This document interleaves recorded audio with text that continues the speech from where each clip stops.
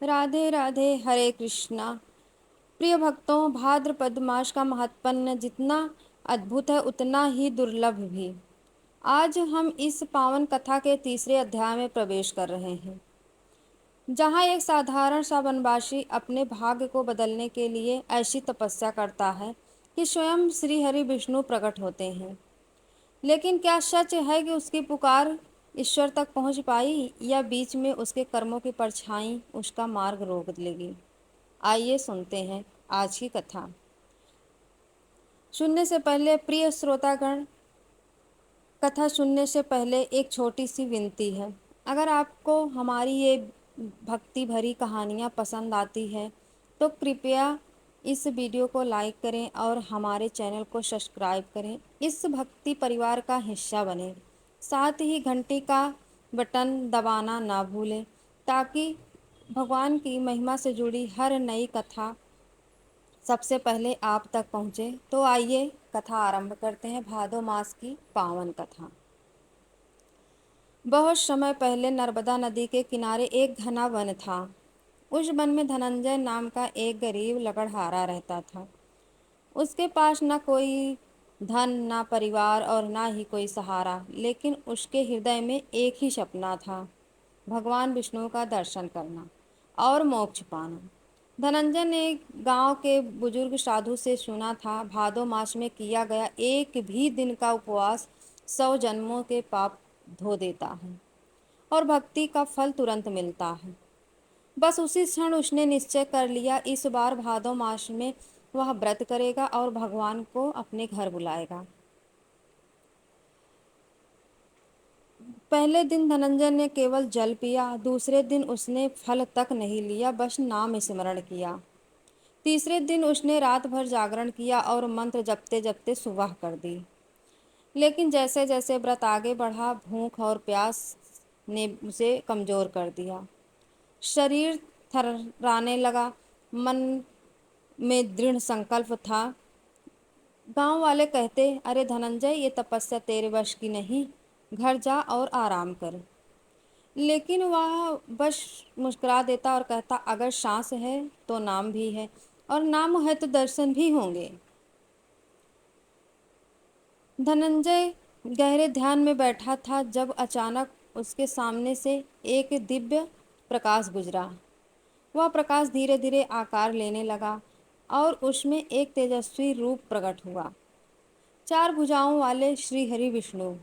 धनंजय की आंखों में आंसू आ गए। उसने उसके हाथ कांपते हाथों से प्रणाम किया और बोला, प्रभु, इतने वर्षों से आपका नाम लेता आया हूँ, आज दर्शन देकर मेरी तपस्या सफल कर दी। प्राचीन काल में सतयुग के समय अवंतिका नगरी में सुधन्वा नामक एक धर्मात्मा राजा राज्य करते थे। वह सत्य प्रिय, दानवीर और प्रजा के हितैषी थे। उनके राज्य में किसी को भी अभाव नहीं था, लेकिन राजा के हृदय में एक पीड़ा थी, वे संतानहीन थे। कई यज्ञ, व्रत, तपस्या करने पर भी संतान का सुख उन्हें प्राप्त न हुआ। एक दिन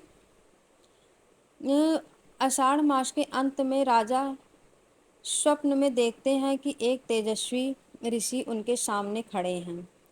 उनके मस्तक पर चंद्र जैसा शीतल तेज था और वे कमल के आसन पर विराजमान थे। ऋषि ने कहा, हे राजन, तुम्हारा कष्ट केवल एक उपाय से दूर होगा। भादों में भगवान विष्णु का विधिवत पूजन करो और मास भर प्रतिदिन हरि नाम का कीर्तन करो।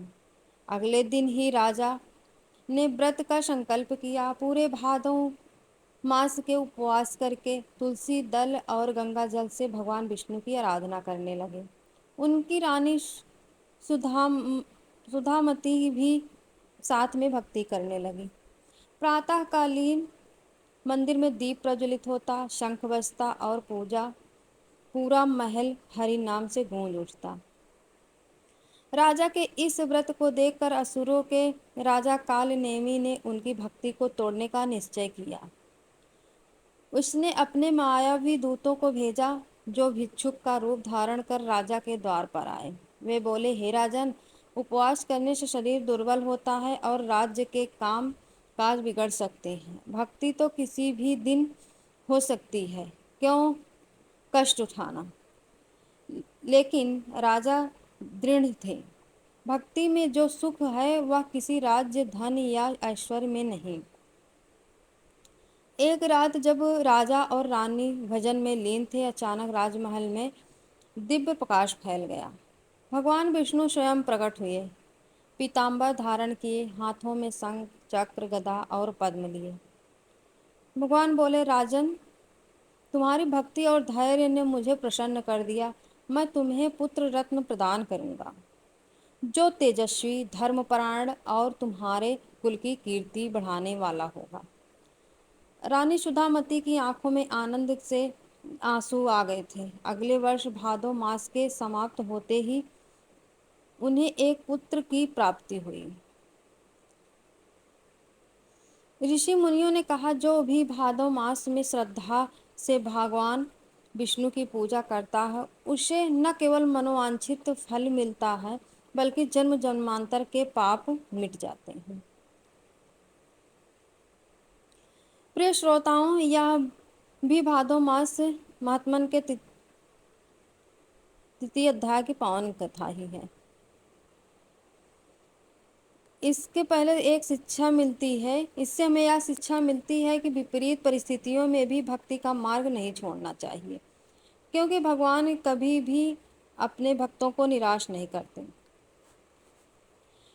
एक ऐसे भक्त की कथा जिसे भगवान ने सीधे द्वारिका ले जाकर आशीर्वाद दिया। भाद्रपद मास, वह पावन समय जब सूर्य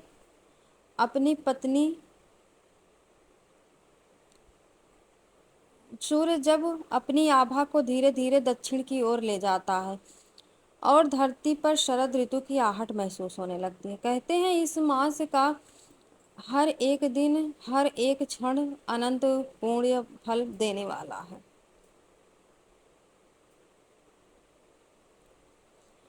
बहुत समय पहले महर्षि नारद एक बार देवलोक से लौटे हुए पृथ्वी लोक पर विचर विचरण कर रहे थे। वे हर जगह भादो मास के व्रत और पूजन की महिमा का प्रचार कर रहे थे। चलते चलते वे एक नगर पहुंचे जहां लोगों की आंखों में भय और दुख स्पष्ट झलक रहा था।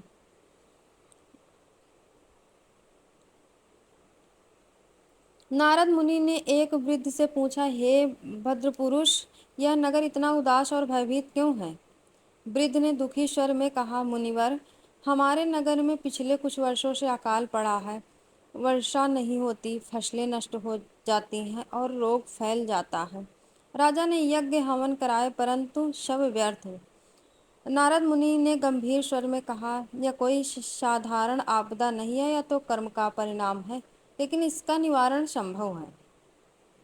नारद मुनि ने नगरवासियों को भादो मास के शुक्ल पक्ष में भगवान विष्णु का विशेष व्रत करने का उपदेश दिया। उन्होंने बताया, जो मनुष्य इस मास में एक समय अन्न खाकर भगवान का नाम जपता है और दान पुण्य करता है, उसके पाप नष्ट हो जाते हैं और नगर में समृद्धि लौट आती है। नगर के लोग मुनि के बताए अनुसार व्रत करने लगे। तीसरे दिन नगर के राजा ने स्वयं व्रत रखकर भगवान विष्णु का पूजन किया। मध्य रात्रि में राजा को एक अद्भुत स्वप्न आया। उन्होंने देखा, एक दिव्य पुरुष पीताम्बर धारण किए, शंख, चक्र, गदा, पद्म से सुशोभित उनके सामने खड़े हैं। भगवान विष्णु ने मुस्कुराते हुए कहा, राजन, तुम्हारे नगर के पापों का प्रायश्चित हो चुका है। कल प्रातः तुम देखोगे कि मेघ बरसेंगे, भूमि हरी भरी होगी और रोग दूर होंगे। राजा ने आंखें खोली, उनका हृदय आनंद से भर गया। सुबह होते ही घने काले बादल छा गए और मूसलाधार वर्षा होने लगी। लोग आनंद से झूम उठे, महिलाएं मंगल गाने लगी और बच्चे के चेहरे पर मुस्कान लौट आई। नगर फिर से हरियाली और खुशहाली से भर गया। नारद मुनि ने कहा, देखो, भादो मास का व्रत केवल शरीर को पवित्र नहीं करता, बल्कि भूमि, नगर और संपूर्ण समाज को भी आशीर्वाद देता है। हरे कृष्णा राधे राधे जय श्री हरि।